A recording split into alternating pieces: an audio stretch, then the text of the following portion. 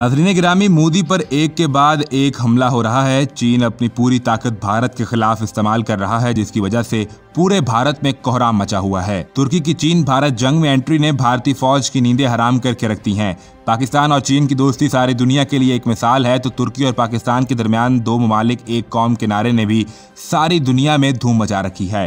तैयब उर्दगान, जिनको पाकिस्तान से बेहद प्यार है, उन्होंने एक बार फिर सबके दिल जीत लिए हैं। तुर्की ने चीन के साथ मिलकर भारत के खिलाफ ऐलान जंग कर दिया है, जिसके बाद खित्ते की सूरत हाल तबाहकुन होने जा रही है। पाकिस्तान, चीन और तुर्की ने अपना जादू भारत पर जगा कर रख दिया है। चीन और तुर्की के जंगी तैयारों ने कश्मीर को आग का शहर बनाकर रख दिया। भारतीय फौजियों की लाशों के कई अंबार लग गए। चीनी जंगी तैयारों की एयर स्ट्राइक की वजह से भारतीय एयर फोर्स की कमर टूट चुकी है। भारत का फौजी अड्डा इस वक्त खाक में मिला दिया गया। उसके साथ भारतीय फौज का भारी जानी नुकसान भी हुआ। तुर्की और चीन के जंगी तैयारों को सारी दुनिया में एक मुनफरिद मुकाम हासिल है। दोनों ममालिक ने कई बार एक साथ फौजी मशकें भी की हैं, जिसका अब भरपूर फायदा उठाया जा रहा है। मोदी और भारतीय फौज, जिसके लिए पहले सिर्फ पाकिस्तान ही मौत बना हुआ था, ऐसे में चीन और तुर्की के इत्तेहाद ने पाकिस्तान को और भी मजबूत बना दिया है।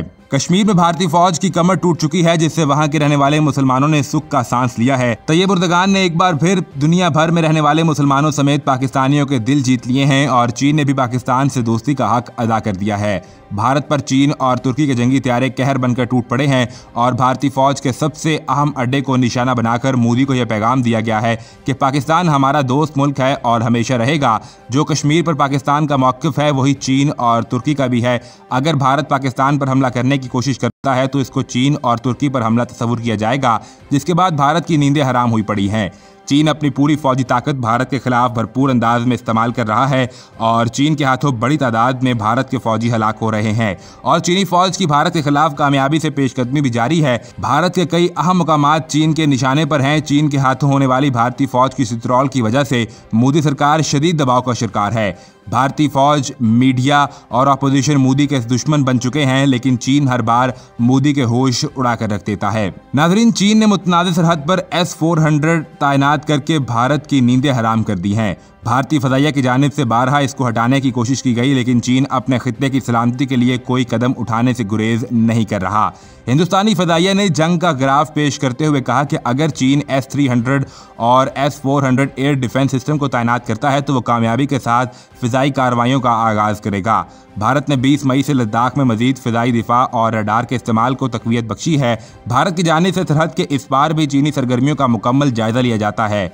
दिफाई और सिक्योरिटी एस्टेब्लिशमेंट के ज़राए का कहना है कि फ़िज़ाई जंग से हिंदुस्तान का लद्दाख सेक्टर चीन के हाथ चला जाएगा, क्योंकि भारत चीन जैसी जंगी महारत रखने से कासिर है। ज़राए ने इस बात की निशानदेही की कि जब भी चीनी तैयारे उड़ान भरेंगे और ये दोनों ममालिक के माबैन जंग का तबल होगा। नाज़रीन गिरामी, गुलवान वादी में तसादुम के नतीजे में भारत के चीन के खिलाफ खामोश कार्रवाई करने की कोशिश जारी है। बहर हिंद और बहरुल काहिल में चीन के मुकाबले में नई दिल्ली के मुतनाज़े किरदार के बारे में आलमी सतह पर सवालात उठाए जा रहे हैं। नई दिल्ली ने चीन के खिलाफ सर जंग शुरू करने के लिए गैर एलानिया हैसियत इख्तियार की है। चीन के खिलाफ सख्त एक्शन लेने के लिए नरेंद्र मोदी ने अमेरिकी फौज का सहारा लिया, जिसकी शमूलियत नरेंद्र मोदी के लिए जिंदगी की मानंद है। अमेरिका का स्ट्रेटेजिक शराकतदार होने के नाते भारत को जदीद टेक्नोलॉजी भी दी जाएगी, जिसको वो अपने हरीफों के खिलाफ इस्तेमाल करता है। हाल ही में नई दिल्ली और वाशिंगटन ने एक तौसीशुदा दिफाई शराकतदारी का ऐलान किया है, जिसमें असले की फ़रोख्त में $3 बिलियन की सरमाकारी की गई। इसके बावजूद चीनी मुवस्सिरीन ने हुकूमत को भारत के खिलाफ बेहतर पॉलिसी बनाने की अपील की।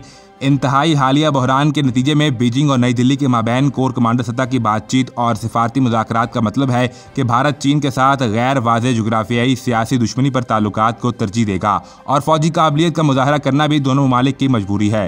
ख़ास तौर पर अगर चीन के साथ अपना रवैया तब्दील करने वाले ममालिक जैसे अमरीका, उनके साथ चीन अपने रवाबित को फ़रोग़ देगा या नहीं, कुछ भी कहना कबल वक्त होगा। नाज़रीन, नरेंद्र मोदी और अमित शाह को चीन के साथ हालिया तनाज़े का सियासी तौर पर दिफा करने में दुश्वारी क्यों पेश आ रही है? अपोजिशन बार बार जवाब मांग रही है। आखिर हुकूमत पर किस तरह का दबाव है और किस हद तक है? सीनियर सहाफ़ी राधिका रामेश सेन का कहना है कि जिस तरह से हुकूमत के बयानात सामने आए हैं, इससे ये वाज़ेह होता है कि उन्हें परेशानी का सामना है। एक बयान दूसरे बयान के खिलाफ नजर आता है और हमआंगी ना होने की वजह से हुकूमत को परेशानी है। अगर चीन की जगह पाकिस्तान ने कोई ऐसा काम किया होता तो शायद इंडिया की हिकमत अमली और इसकी इंतकामी कार्रवाई मुख्तलिफ होती, लेकिन यहाँ सामने चीन है और चीन के साथ ताल्लुकात के मद्देनज़र रखते हुए कहीं ना कहीं हुकूमत उलझी हुई है। अमित शाह का कहना है कि वो वायरस के खिलाफ जंग और सरहद पर जंग दोनों में चीन को शिकस्त देंगे, लेकिन अगर हम अदादोशुमार पर निगाह डालें तो हकीकत कुछ और है। जनूबी एशिया पर नज़र डालें तो इंडिया में इन्फेक्शन के अदादोशुमार सबसे ज़्यादा हैं। हम वो जंग कहाँ जीत रहे हैं? जहाँ तक सरहद पर लड़ाई का ताल्लुक है तो ये बिल्कुल वाज़ेह नहीं है कि चीन ने क्या इक़दाम किए, कितना कब्जा कर लिया, कहाँ कब्जा किया है, क्या इंडिया ने चीनी फौजियों को वापस भेजने के लिए कुछ किया, कुछ वाज़ेह नहीं है। अगर वज़ीर आज़म नरेंद्र मोदी चाहते तो मन की बात में वाज़ेह अंदाज में बता सकते थे कि इंडिया किस पोजीशन में है। नाज़रीन, चीन ने जिस तरह के हालात भारत में पैदा कर दिए हैं, इससे भारतीय सलामती दांव पर लग चुकी है। ताहम तिजारती जंग की सूरत में तिजारत के बंद होने पर सिर्फ इंडिया को नहीं बल्कि चीन को भी नुकसान होगा। चीन को ज्यादा नुकसान होगा क्योंकि इंडिया अब तक उसकी सबसे बड़ी मंडी रहा है। इंडिया को यह भी सोचना होगा कि अगर दरामदात बंद कर दी तो इसकी तलाफी किस तरह होगी, मुतबादिल ऑप्शंस क्या हैं, कितना सामान हम यहाँ बना सकते हैं, दूसरे ममालिक से क्या दरामद किया जा सकता है। लिहाजा इस मसले को बढ़ाने की ज़रूरत नहीं है। वियतनाम जैसे छोटे मुल्क ने बरसों तक अमेरिका का मुकाबला किया, लेकिन अगर वो ये सोचता कि हमें नुकसान होगा तो वियतनाम ख़त्म हो जाता। हर हालत में फ़ायदा नुकसान नहीं सोचा जाता। कोई भी मुल्क अपने खुद मुख्तारी पर समझौता नहीं करता। सियासी नुकसान की तलाफी के लिए हुकूमत के पास बराह रास्त प्रोपेगेंडा ट्रोल्स मौजूद हैं जो वो इस्तेमाल करेंगे, और चीनी सामान के बाइकआउट के बारे में मुस्तकिल आवाज़ें बुलंद हो रही हैं। लेकिन हकीकत यह है कि चीनी सामान के बाइकआउट का मुतालबा बेमानी है। रोज़मर्रा की ज़िंदगी में चीनी सामान का दखल है और इसे नज़रअंदाज नहीं किया जा सकता। वो कहती हैं कि बीजेपी के पास कौम परस्ती वाहिद हरबा है और वो इसे इस्तेमाल करेंगे। अगर चीन की जगह पाकिस्तान होता तो कहानी मुख्तलिफ होती, लेकिन यहाँ चीन है तो हुकूमत लगाम में है और वो इस चैलेंज से निपटने के लिए राहें तलाश कर रही है। इंडियन सफ़ीर के बयान की वजह से हिज़्ब इख्तिलाफ को हुकूमत पर हमला करने का मौका मिला है, और अगर हुकूमत बैकफुट पर नजर आती है तो वज़ीर ख़ारजा एस जयशंकर को फ़ौरन प्रेस कॉन्फ्रेंस या इंटरव्यू के ज़रिए इस मामले पर हुकूमत का मौक़िफ़ बयान करना चाहिए था। वो या तो सफ़ीर के बयान की तरदीद करते या बताते कि क्या चीन इंडियन सरहद में दाखिल हुआ या नहीं, और क्या इंडियन फ़ौज उन्हें वापस सरहद पार भेजने में कामयाब भी हुई।